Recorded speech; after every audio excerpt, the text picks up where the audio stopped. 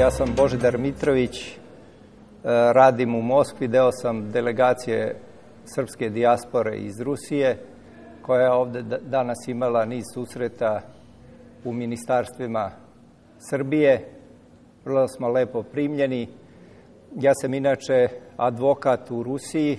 Moja knjiga Reklamacija u međunarodnoj trgovini objavljena je 1991. godine i označila je povratak na rimsko pravo u bivšem Sovjetskom savezu.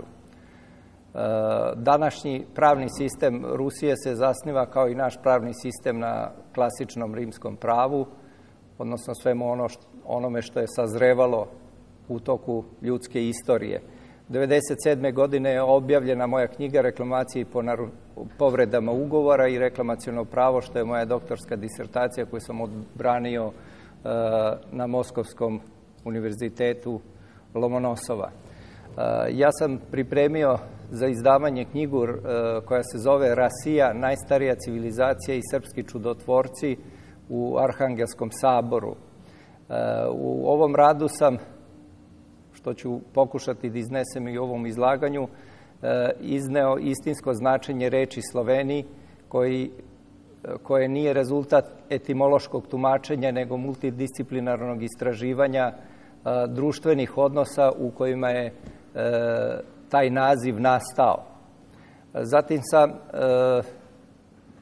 u radu pokušao da iznesem istinski naziv vinčanske civilizacije, jer ova vinčanska civilizacija se pominje u većini savremenih enciklopedija i naziva se po selu Vinče, odnosno po drevnom arheološkom nalazištu.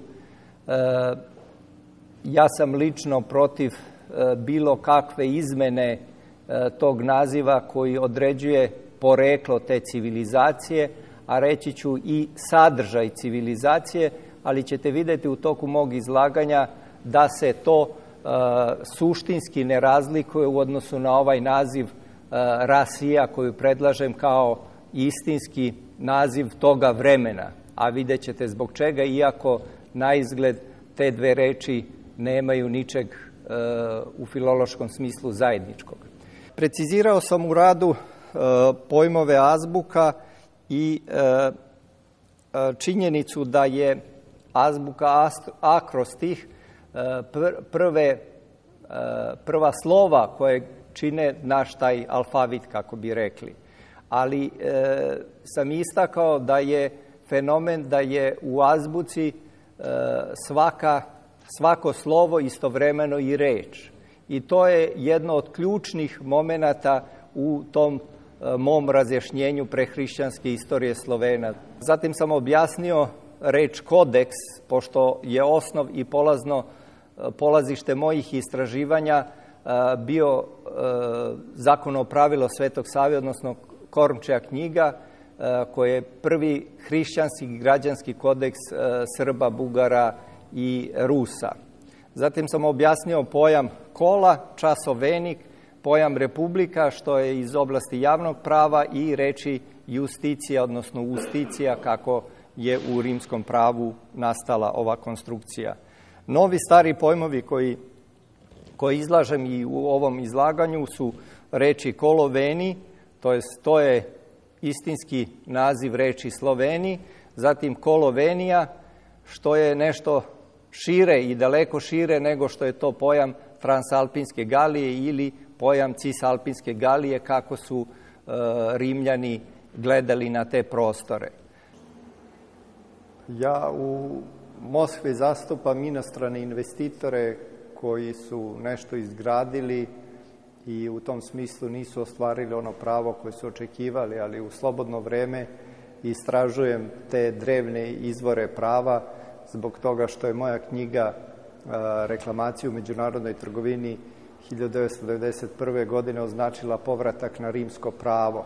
Međutim, moja istraživanja su pokazala da je rimsko pravo po poreklu etrusko, odnosno da su Rimljani prve pojmove saznali ne iz rimskih kolonija, iz grčkih kolonija, kako nas uči svaki udžbenik rimskog prava, nego da su prve pojmove saznali od kolovena koji su živeli na Apeninskom poluostrvu. i koji su posle rimskog puča 510. godine morali da promene i čitanje svojih azbučnih tekstova i da koriste azbučne znake. Ovo je s leve strane, znači prva iz 350 stranica, otprilike 350 stranica, zavisno od prepisa, zakonopravila Kornpče knjige Svetog Save, koja je u Srbiji od 1219. prvi hrišćanski, građanski i crkveni kodeks Slovena, a u Rusiji je ona od 1272. godine. Ovde je Arhangelski sabor u Rusiji, u Moskovskom Kremlju, gde se nalazi nekoliko srpskih, tako da kažem, fresaka, gde je ovde freska Srpski čudotvorci, gde je prikazan Sveti Sava srpski, kako Rusi kažu, i prepodobni Simeon, Stefan Nemanja.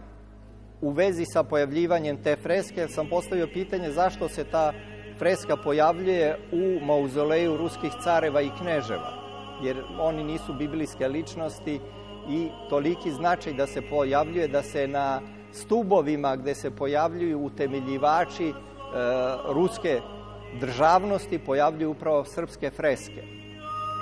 I onda sam došao do interesantne konstatacije da u svim udžbenicima i svim katalozima, enciklopedijama piše da je Arhangelski sabor sagradio italijanski arhitekta. Međutim, upoređujući fakte, ja sam konstatovao da je hram Svetog Arhangela od 1505. do 1508. godine.